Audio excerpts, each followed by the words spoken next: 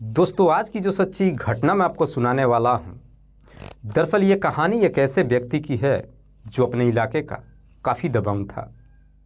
गांव के अंदर किसी की इतनी हिम्मत नहीं होती थी जो उसके सामने सर उठा के चल सके। एक तरह से कह सकते हैं कि उस व्यक्ति का अपने इलाके में तूती बोलता था। लेकिन समय के पहिया में एक ऐसा मोड़ आता है जहाँ पे वो व्यक्ति खुद उसी समाज में अपना सर नहीं उठा पाता है। और जब उसके कारनामे के बारे में लोगों को मालूम चलता है तो वाकई में इसे सुनने के बाद हर किसी का एक ही जवाब होता है कि उसके साथ जो कुछ भी हुआ है बिल्कुल ठीक हुआ है। वाकई में दोस्तों, आज की जो कहानी है ये आपको भी सोचने और समझने पे मजबूर कर देने वाली है। नमस्कार, आदाब, मैं हसमुद्दीन और आप देख रहे हैं सफ़र क्राइम तक। दोस्तों, आज की जो सच्ची घटना मैं आपको सुनाने वाला हूँ, दरअसल ये कहानी है पूनम कुमारी की। पूनम, जिसकी उम्र है लगभग 15 साल, जो अपने ही इलाके के एक स्कूल में 11वीं की छात्र है। दरअसल पूनम जो उत्तर प्रदेश के फतेहपुर जिला के अंतर्गत एक छोटी सी गांव की रहने वाली है। पूनम के परिवार में उसके माता पिता के अलावा एक बड़ा भाई है जिसका नाम है सुनील सिंह। दरअसल पूनम के पिता जो अपने इलाके का काफ़ी दबंग व्यक्ति है और अच्छा खासा पैसा वाला भी है। चूँकि पूनम अपने माता पिता की इकलौती बेटी है, पर बावजूद इसके घर में उससे कोई प्यार नहीं करता है, बल्कि हर छोटी मोटी बातों को लेकर उसे फटकार ही नहीं लगाया जाता है, बल्कि उसकी पिटाई भी कर देते हैं। हालांकि पूनम भी इसका विरोध नहीं करती है और अपना मुंह बंद कर लेती है। जहां भी रहती है एकदम गुमसुम रहती है। पूनम जिस स्कूल में पढ़ाई करती है उसी के स्कूल में पढ़ने वाला एक लड़का है जिसका नाम है मोहित पासवान। मोहित, जिसकी उम्र है लगभग 15 साल, जो नूरपुर गांव का रहने वाला है। दरअसल मोहित के परिवार में सिर्फ उसकी मां और एक छोटी बहन है। मोहित के पिता जो कई साल पहले इस दुनिया को छोड़ के जा चुके हैं। दरअसल मोहित इतने गरीब परिवार से है कि जब उसके पिता जिंदा थे तो भीख मांग करके अपने बच्चों की परवरिश कर रहे थे। स्कूल में ही पूनम और मोहित की जब मुलाकात होती है, मोहित जब पूनम को गुमसुम देखता है, आखिरकार उसके नज़दीक जाने की कोशिश करने लगता है। मोहित जब पूनम से बातचीत करने की कोशिश करता है, शुरू में पूनम तो उससे बातचीत नहीं करती है, लेकिन मोहित जब प्यार से पूनम से बातचीत करने की कोशिश करता है तब जाकर के पूनम अपना मुंह खोलती है और उसके हर सवालों का जवाब देने लगती है, जिसकी वजह से मोहित और पूनम के बीच में पहले दोस्ती होती है और फिर बातचीत करते करते आखिरकार मोहित और पूनम के बीच में प्रेम प्रसंग शुरू हो जाता है। और दोनों के बीच में जब प्रेम प्रसंग शुरू होता है उसके बाद से पूनम भी अपने घर की पूरी कहानी मोहित के सामने रख देती है। दरअसल पूनम रोते हुए मोहित से कहती है कि भले ही मेरे घर में संपत्ति की कोई कमी नहीं है, लेकिन मेरे परिवार में कोई भी मुझसे प्यार नहीं करता है। लेकिन स्कूल में जब पूनम को मोहित का प्यार मिल जाता है, जब वो स्कूल में जाती है अपनी सारी तकलीफ़ों को भूल जाती है। जैसे जैसे समय गुजरता है, मोहित और पूनम दोनों एक दूसरे के इतने करीब आ जाते हैं कि आखिरकार इतनी उम्र में ही शादी तक करने का फैसला कर लेते हैं। लेकिन दोनों को मालूम था कि यह शादी इतना आसान नहीं है। दरअसल इस शादी में सिर्फ अमीरी गरीबी का ही दीवार नहीं खड़ा था, बल्कि पूनम जहां उच्च जाति की थी तो वहीं मोहित दलित परिवार से है। पूनम को जब पूरा यकीन हो जाता है कि उसके परिवार वाले किसी भी कीमत में मोहित से शादी नहीं होने देंगे, एक दिन पूनम मोहित से कहती है कि मुझे यहाँ से कहीं दूर लेकर के चलो। वैसे भी घर के अंदर मेरी ज़िंदगी नर्क जैसी हो चुकी है।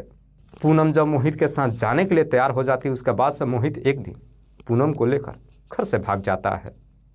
लेकिन पूनम जब अपना घर छोड़ करके भागती है, इस बात की जानकारी उसके परिवार वालों को मालूम नहीं चलता है कि आखिरकार पूनम गई कहाँ है और किसके साथ गई है। क्योंकि पूनम का जब मोहित के साथ में प्रेम प्रसंग शुरू हुआ था, इस बात की जानकारी दोनों के परिवार वालों को नहीं मालूम था।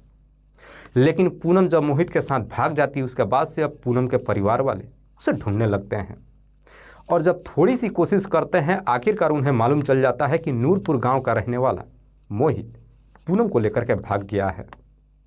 दरअसल ढूंढना जब शुरू करते हैं तब जाकर के पूनम के परिवार वालों को मालूम चलता है कि स्कूल के अंदर ही पूनम का मोहित के साथ प्रेम प्रसंग चल रहा था। इधर मोहित भी जब अपने घर पे नहीं मिलता है, इस बात की जानकारी जब पूनम के परिवार वालों को मालूम चलता है उसके घर पे जा कर के उसकी माँ और बहन को तरह तरह की धमकियाँ देने लगते हैं।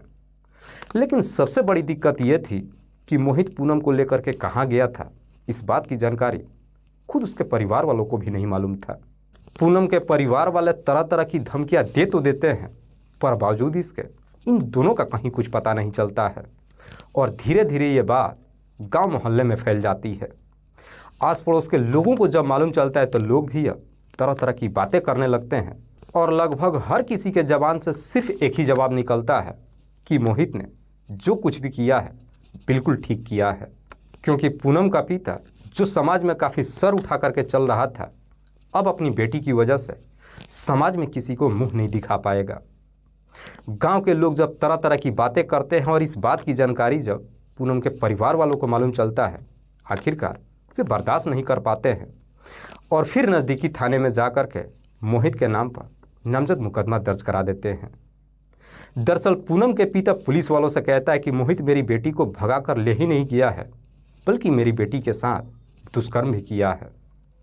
जब मामला दर्ज हो जाती है उसके बाद से पुलिस भी मोहित के साथ साथ पूनम को ढूंढना शुरू कर देती है। हालांकि पुलिस अपनी तमाम कोशिश तो कर लेती है, पर बावजूद इसके इन दोनों का कहीं कुछ पता नहीं चलता है। इसीलिए पुलिस इस बात की जानकारी एरिया के तमाम जिलों के भी थानों में सर्कुलेट कर देती है। पर जैसे ही लगभग 6 महीने का समय गुजरता है, आखिरकार 6 महीनों के बाद दिल्ली पुलिस दिल्ली के अंदर मोहित और पूनम को पकड़ लेती है। उसके बाद से इस बात की जानकारी उस थाने में दे देती है जिस थाने में रिपोर्ट दर्ज कराई गई थी। दरअसल फतेहपुर के अंतर्गत जिस थाने में ये रिपोर्ट दर्ज कराई थी, पुलिस दिल्ली जाती है और इन दोनों को गिरफ्तार करके थाने में लेकर आ जाती है। लेकिन पूनम जब थाने में पहुंचती है तो मोहित को लेकर के काफ़ी परेशान हो जाती है।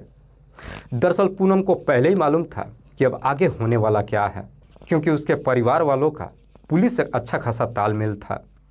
इधर पूनम के परिवार वाले जब थाने में जाते हैं, पुलिस पूनम के उसके परिवार वालों के हवाले कर देती है और मोहित को जेल भेज देती है। मोहित जेल में तो चला जाता है, लेकिन पूनम के परिवार वाले जब उसे अपने घर पे लेकर के आते हैं तो सबसे पहले पूनम की बुरी तरीके से पिटाई करते हैं और पिटाई करने के बाद पूनम को धमकी देते हुए कहते हैं कि जिस तरीके से हम कह रहे हैं, अगर कोर्ट में जा कर के मोहित के खिलाफ में बयान नहीं दिया तो हम तुम दोनों को ही जान से मार देंगे। जान से मारने की जब धमकी देते हैं, पूनम भले इस धमकी से नहीं डरती है, लेकिन मोहित को लेकर के एकदम से डर जाती है। दरअसल पूनम को पूरा यकीन हो जाता है कि अगर वो कोर्ट में मोहित के खिलाफ बयान नहीं देती है तो वाकई में उसके परिवार वाले मोहित को जान से मार देंगे। इसीलिए जब कोर्ट की कार्रवाई शुरू होती है, पूनम के परिवार वाले उसे लेकर के जब कोर्ट में जाते हैं, पूनम मजबूर होकर के मोहित के खिलाफ में बयान दे देती है, जिसकी वजह से मोहित को जेल भेज दिया जाता है। उसके बाद से बीच बीच में जब भी तारीख पड़ती है, पूनम के परिवार वाले उसे कोर्ट में लेकर के जाते हैं और जब भी लेकर के जाते हैं तो पहले ही उसे तरह तरह की धमकी दे देते हैं। इसीलिए पूनम जब भी कोर्ट में जाती है, हर बार ही अपने परिवार वालों के कहे मुताबिक मोहित के खिलाफ में बयान देती है, जिसकी वजह से मोहित का बेल ही नहीं हो पाता है और धीरे धीरे समय गुजरने लगता है। धीरे धीरे लगभग 22 महीनों का समय गुजर जाता है और आखिरकार 22 महीनों के बाद मोहित को बेल मिल जाती है। दरअसल 22 महीनों के बाद मोहित जब बेल पर छूट करके अपने घर पे आता है, इस बात की जानकारी पूनम को मालूम चल जाता है। जब पूनम को मालूम चलता है कि मोहित अपने घर पे आ चुका है, उसके बाद से अब पूनम मोहित को देखने के लिए बेचैन हो उठती है, लेकिन चाह करके भी उससे मुलाकात नहीं कर पाती है। दरअसल पूनम को जो मोहित के घर का भी नंबर मालूम था, इसीलिए एक दिन डर करके कैसे भी मोबाइल चुरा करके मोहित के घर पे फ़ोन करती है और खुशकिस्मती से वो फ़ोन मोहित ही उठाता है। जब 22 महीनों के बाद पहली बार पूनम मोहित की आवाज़ सुनती है तो सुनने के बाद ही फ़ोन पे ही रोने लगती है। उसके बाद से अपनी पूरी कहानी मोहित से बताते हुए कहती है कि मैं अपने परिवार वालों को लेकर के मजबूर थी। मैं आज भी तुमसे उतना ही प्यार करती हूँ। दरअसल मैं तुमसे प्यार ही नहीं करती हूँ, बल्कि मैं तुम्हारे अलावा किसी और से शादी भी नहीं करना चाहती हूँ। जब ये सारी बातें मोहित से बताती है, इधर मोहित का भी वही हाल था। दरअसल एक बार जब बातचीत होती है, उसके बाद से फिर से पहले के जैसे ही बातचीत का सिलसिला शुरू हो जाता है और जैसे ही कुछ महीनों का समय गुजरता है, आखिरकार एक दिन मोहित फिर से पूनम को लेकर के भाग जाता है। और पूनम को इस बार जब लेकर के भागता है तो उसके बाद से आर्य समाज मंदिर में जा कर के दोनों शादी कर लेते हैं। और शादी करने के बाद मोहित पूनम को लेकर अपने घर पे ही रहने लगता है। लेकिन पूनम जब दूसरी बार अपना घर छोड़ करके मोहित के साथ भागती है और इस बात की जानकारी जब पूनम के परिवार वालों को मालूम चलता है तो पूनम के भी परिवार वाले हमेशा के लिए उससे नाता ही खत्म कर लेते हैं। दरअसल उसके बाद से पूनम के परिवार वाले ना तो उसके पास जाते हैं और ना ही कुछ पूछताछ करते हैं। इधर मोहित जब पूनम से शादी कर लेता है तो शादी के बाद से मोहित के परिवार वाले भी उसे अपना लेते हैं। उसके बाद से मोहित पूनम के साथ अपने घर पे ही रहने लगता है। धीरे धीरे जब समय गुजरता है, आखिरकार 2 सालों के बाद पूनम एक बेटी को जन्म देती है। बच्ची जब इस दुनिया में आ जाती है उसके बाद से पूनम को भी लगता है कि अब उसकी सारी परेशानियां खत्म हो चुकी है। दरअसल उसके बाद से मोहित अब अपने पूरे परिवार के साथ खुशहाल तरीके से जीवन व्यतीत करने लगता है। पर जैसे ही 2 महीने का समय गुजरता है, आखिरकार एक दिन पूनम को एक ऐसी खबर मिलती है जिसे सुनने के बाद उसके पैरों तले ज़मीन खिसक जाती है। दरअसल मोहित के नाम पर कोर्ट में जो मामला चल रहा था, अचानक उसका फैसला आ जाता है जिसमें 7 साल की सज़ा और 5,000 रुपये की जुर्माना भी लगाया जाता है। हालांकि इस तरह का जब कोर्ट से फैसला आता है, इसे सुनने के बाद पूनम एकदम से परेशान हो जाती है। दरअसल पूनम अब ये सोचने पर मजबूर हो जाती है कि आखिरकार उसने जब मोहित से शादी कर ही ली है तो फिर कोर्ट ने इस तरह का फैसला कैसे सुना दिया। दरअसल उसके बाद से पूनम कोर्ट में जाकर इंसानियत के तौर पे एक अर्जी भी लगाती है, पर उस अर्जी पे ना तो कोई कार्रवाई होती है और ना ही सज़ा माफ़ की जाती है, जिसकी वजह से मजबूरन आखिरकार मोहित को जेल जाना पड़ता है। फिलहाल मोहित जो 7 साल की सज़ा अपनी जेल में काट रहा है और इधर पूनम जो अपने सास और ननद के साथ रह रही है। दरअसल इस कहानी की एंड बेहतर तरीके से तो होती है, लेकिन पूनम जब पहली बार मोहित के साथ भाग करके जाती है उस वक्त पूनम जो कि नाबालिग थी, इसीलिए पूनम के परिवार वालों ने पोक्सो एक्ट के तहत मुकदमा दर्ज करा दिया था। और बीच बीच में जब पूनम के ऊपर दबाव देते थे, कोर्ट में जब पूनम हाजिर होती थी तो अक्सर मोहित के खिलाफ ही जवाब देती थी, जिसकी वजह से कोर्ट का फैसला आता है और मोहित को 7 साल की सज़ा हो जाती है। दोस्तों, इस पूरी घटना के बारे में आप क्या सोचते हैं? आप अपनी राय हमें कमेंट बॉक्स में ज़रूर दीजिएगा।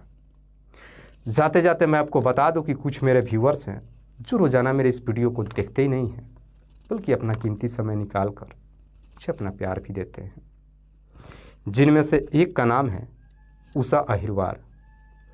उषा अहिरवार जो गांव आपचंद, जिला सागर, मध्य प्रदेश की रहने वाली हैं। दूसरे मेरे व्यूअर हैं पिंटू यादव। पिंटू यादव जो जिला मैनपुरी, उत्तर प्रदेश के रहने वाले हैं। तीसरे मेरे व्यूअर हैं मोहम्मद इफ्तिखार आलम। मोहम्मद इफ्तिखार आलम जो जिला हजारीबाग, झारखंड प्रदेश के रहने वाले हैं। चौथे मेरे व्यूअर हैं आर.के. गौतम। आर.के. गौतम जो हाथरस, उत्तर प्रदेश के रहने वाले हैं। लास्ट मेरे व्यूअर हैं रहमत अली। रहमत अली जो मालदा, पश्चिम बंगाल के रहने वाले हैं। मैं आप तमाम व्यूअर्स को तहे दिल से शुक्रिया अदा करता हूँ। कल फिर मिलते हैं एक और नई सच्ची घटना के साथ। तब तक के लिए जय हिंद, जय भारत।